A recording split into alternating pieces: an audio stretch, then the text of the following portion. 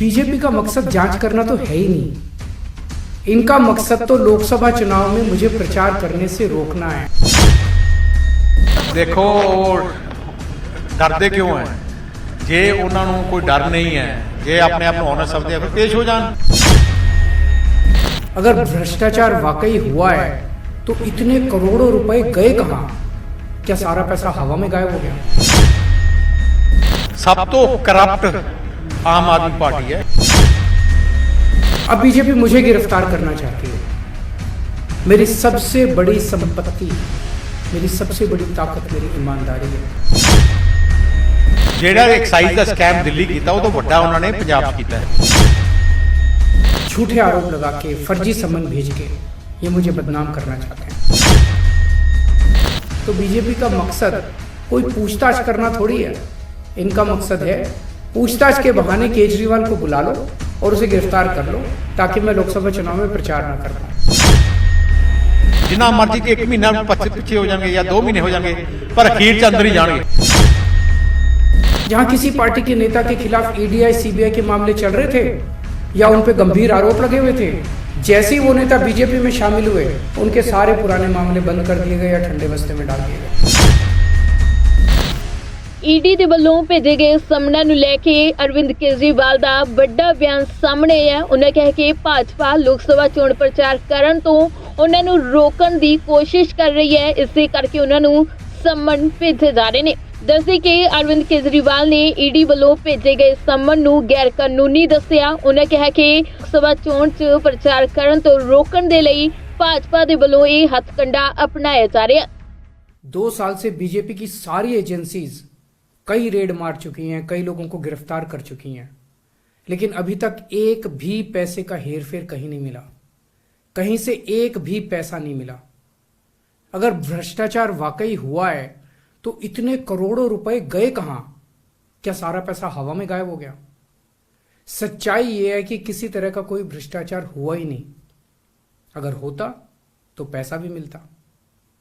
ऐसे फर्जी केस में आम आदमी पार्टी के कई नेताओं को इन्होंने अभी तक जेल में रखा हुआ है। किसी के भी खिलाफ कोई सबूत नहीं है, कुछ साबित नहीं हो रहा, खुलेआम गुंडागर्दी चल रही है।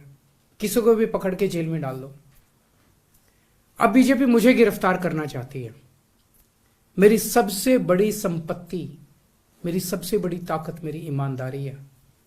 झूठे आरोप लगा के, फर्जी सम्मन भेज के ये मुझे बदनाम करना चाहते हैं, मेरी ईमानदारी पे चोट करना चाहते हैं। इन्होंने मुझे सम्मन भेजे हैं। मेरे वकीलों ने मुझे बताया कि ये सम्मन गैर कानूनी है। क्यों गैर कानूनी है? ये मैंने इनको विस्तार से लिख के भेजा है। मैंने बताया है कि उनके सम्मन कैसे गैर कानूनी है, लेकिन उन्होंने मेरी एक भी बात का जवाब नहीं दिया। इसका मतलब उनके पास मेरी बातों का जवाब नहीं है। इसका मतलब वे भी मानते हैं कि उनका नोटिस गैर कानूनी है। क्या मुझे एक गैर कानूनी सम्मन का पालन करना चाहिए? अगर कानूनी रूप से सही सम्मन आएगा तो मैं पूरा सहयोग करूंगा। बीजेपी का मकसद जांच करना तो है ही नहीं। इनका मकसद तो लोकसभा चुनाव में मुझे प्रचार करने से रोकना है। ठीक लोकसभा चुनाव के पहले इन्होंने मुझे सम्मन भेजा है। क्यों? इस जांच को चलते 2 साल हो गए। अभी ठीक लोकसभा चुनाव के पहले मुझे क्यों बुलाया जा रहा है? पहले क्यों नहीं बुलाया? सीबीआई ने मेरे को 8 महीने पहले बुलाया था। मैं सीबीआई में गया था, उनके सारे जवाब भी दिए थे। लेकिन अब ये लोग ठीक लोकसभा चुनाव के 2 महीने पहले मुझे बुला रहे हैं। तो बीजेपी का मकसद कोई पूछताछ करना थोड़ी है।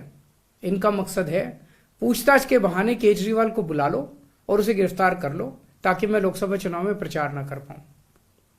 आज बीजेपी भ्रष्टाचारियों को नहीं पकड़ रही, बल्कि खुलेआम ईडी और सीबीआई का इस्तेमाल करके दूसरी पार्टियों के नेताओं को तोड़ के बीजेपी में शामिल करवाने का काम किया जा रहा है।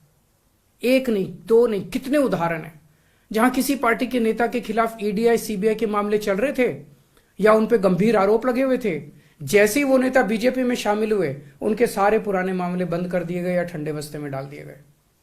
तो जो इनकी पार्टी ज्वाइन कर लेता है उसके सारे मामले रफा दफा कर दिए जाते हैं।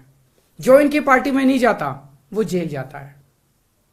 आज मनीष सिसोदिया, संजय सिंह और विजय नायर इसलिए जेल में नहीं है कि उन्होंने भ्रष्टाचार किया है, वो इसलिए जेल में है क्योंकि उन्होंने बीजेपी में शामिल होने से इंकार कर दिया है।